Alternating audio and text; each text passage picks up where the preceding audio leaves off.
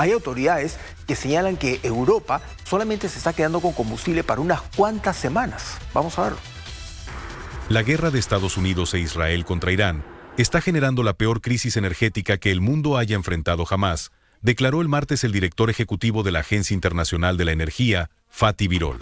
Birol señaló que la crisis energética, resultado de las interrupciones del transporte marítimo en el estrecho de Hormuz, sumadas a los problemas de suministro de combustible y gas natural, provocados por la crisis en Ucrania, ya ha tenido un enorme impacto a nivel mundial.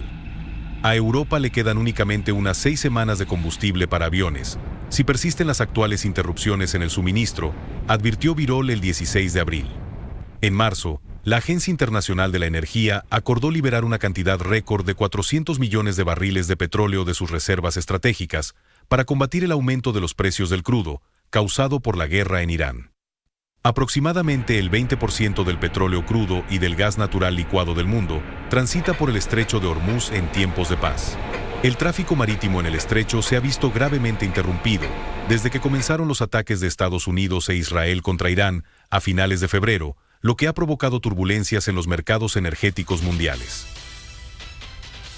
Bien, hay un artículo muy interesante que grafica un poco esta situación y de la crisis que está atravesando en este momento Europa. Debido a la crisis por la invasión de Rusia a Ucrania, gran parte de la energía que recibía Europa, que venía de Rusia, se ha quedado congelada por las sanciones que hay en contra de Rusia. Europa en ese momento depende en gran parte del combustible que sale de esta región del mundo. Y al estar trabado el estrecho de Hormuz, que se cierra, se vuelve a abrir, se cierra, se vuelve a abrir, ese suministro de combustible empieza a peligrar. Y acá viene una cuestión muy importante. Hemos hablado que hay países que son los principales productores de combustible a nivel mundial. Uno de ellos es Estados Unidos, otro se encuentra en esa región del mundo que son los Emiratos Árabes, otro es Rusia. Pero ¿qué es lo que ocurre cuando empieza a peligrar este suministro de combustible? El precio empieza a subir, dado que es más escaso, y como bien dijo Donald Trump en su momento, no sé si pecando de sincero o demostrando que es una palabra que no mide muy bien sus palabras, él dijo, con esta crisis Estados Unidos se está llenando de dinero. Nosotros ganamos mucho dinero porque, claro, el precio sube y ellos, al ser productores de combustible, pueden venderlo a ese precio.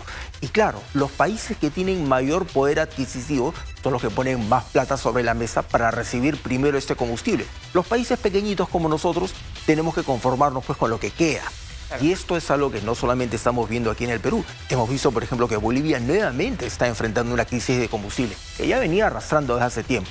Pero países como Chile, Argentina, países de Centroamérica ven también con mucha preocupación ese disparo del precio del combustible, porque no solamente sube el diésel y la gasolina, suben los pasajes, el costo de transportar alimentos también empieza a subir, también se hace más caro recibir medicamentos y productos que vienen de otros países. Por supuesto, y además nos abrimos frentes gratuitos, en este caso con Estados Unidos, que es parte de la negociación, o que en todo caso tiene también reservas de petróleo que podrían satisfacer las necesidades de Latinoamérica, dado la coyuntura. Y claro, el tema del estrecho de Hormuz es complicado porque siempre había esta preocupación de los Estados Unidos desde hace muchos años sobre la posibilidad que tenía Irán de cerrarlo en su totalidad. Incluso se hicieron estudios, ejercicios, e Irán lo dijo, era su manera de defenderse de los Estados Unidos. Ese era el plan. El tema es cuánto tiempo pueden mantenerlo cerrado. Tampoco es infinita la posibilidad, no es que se pueden quedar 3 años allí en el estrecho de Hormuz. El tiempo es cuánto soportan los demás países.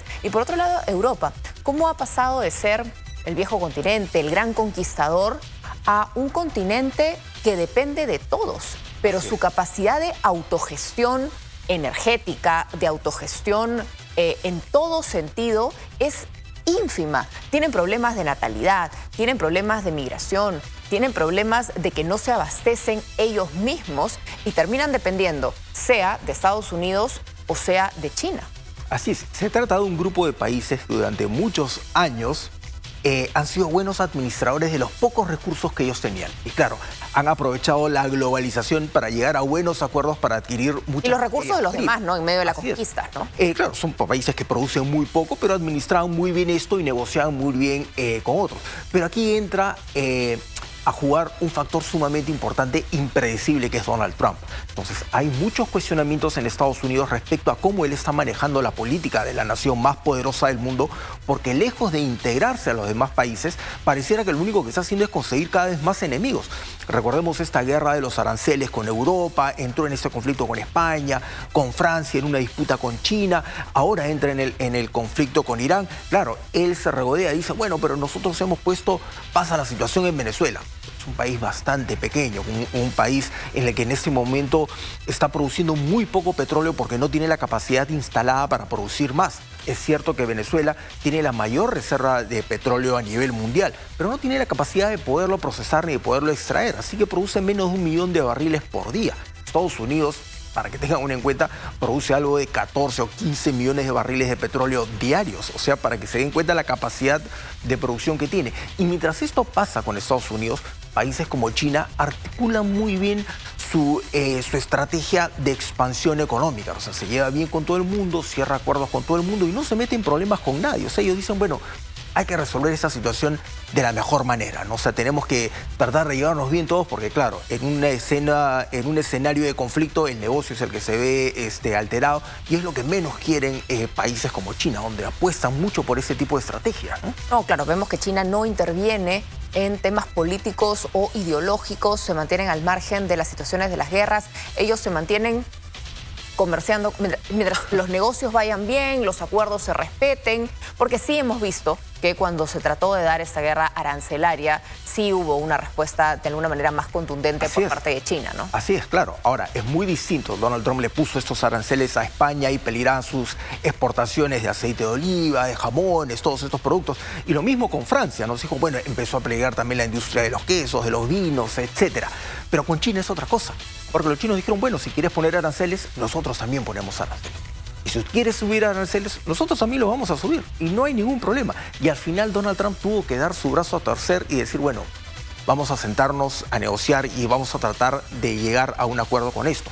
Y esto, recordarán que nosotros habíamos hablado de este apodo que le han puesto a Donald Trump en Estados Unidos, ¿no? O sea, hay periodistas políticos que circulan este apodo que le dicen taco, ¿no? De Trump always chicken out, o Trump siempre retrocede, ¿no? Siempre se echa para atrás, arguyendo lógicamente a situaciones como esta, ¿no? Cosa que a él no le ha agradado mucho, no le agrada para nada, pero que lamentablemente tiene que sentarse a negociar porque no le queda otra. Los demás países empiezan a hacer presión y sus propias industrias también se ven afectadas. Hay que tener en cuenta que el combustible en Estados Unidos también está subiendo de precio y esto va a generar una alza de precios a nivel general y esa es una de las principales promesas que él le hizo a los estadounidenses. Nosotros vamos a controlar el tema del alza de precios, ¿no? Criticando la gestión económica del presidente Joe Biden, del expresidente Biden.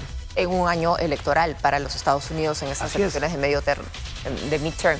Pero también el tema del transporte aéreo empieza a generar preocupación porque ya lo adelantan expertos en turismo, que los pasajes de avión van a empezar a subir. Así es. Van a inevitablemente comenzar a subir. Ya están caros. En realidad ya hoy en día el transporte aéreo puede ser más masivo porque hay diferentes opciones, pero es más costoso. Lo que uno pagaba por un viaje de una distancia hoy es poco probable que lo pueda encontrar en las mismas circunstancias. Así es.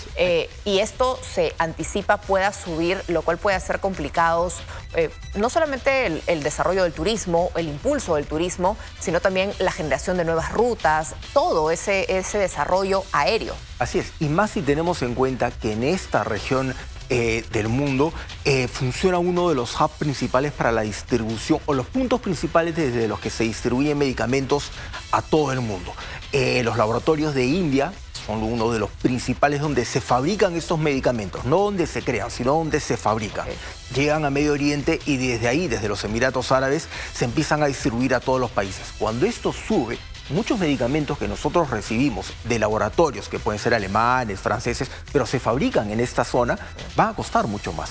Y estamos hablando de medicamentos muy específicos para personas con enfermedades muy específicas, que no quiere decir que sean enfermedades raras, sino enfermedades bastante frecuentes. Medicamentos para la diabetes, hipertensión, personas que tienen algún problema coronario y necesitan algún medicamento de estos laboratorios pueden empezar, si es que ya no están subiendo. Lo han visto con diferentes medicamentos, por ejemplo, hablando de temas mentales, medicamentos para personas que tienen alguna condición de depresión, antidepresivos, ansiolíticos, han subido de precio justamente debido a esta situación. Y esto no va a bajar, o sea, esto es algo que se puede mantener. Ahora, sería interesante ver cuáles son las propuestas, ahora que estamos a puertas de una eventual segunda vuelta, si es que ocurre, para poder frenar ese tipo de situaciones. Estamos viendo ya que al presidente Kast le están pidiendo respuestas en Chile, respecto al alza de combustible. Y lo vemos también en diferentes países. Hasta ahora no hay ningún pronunciamiento al respecto.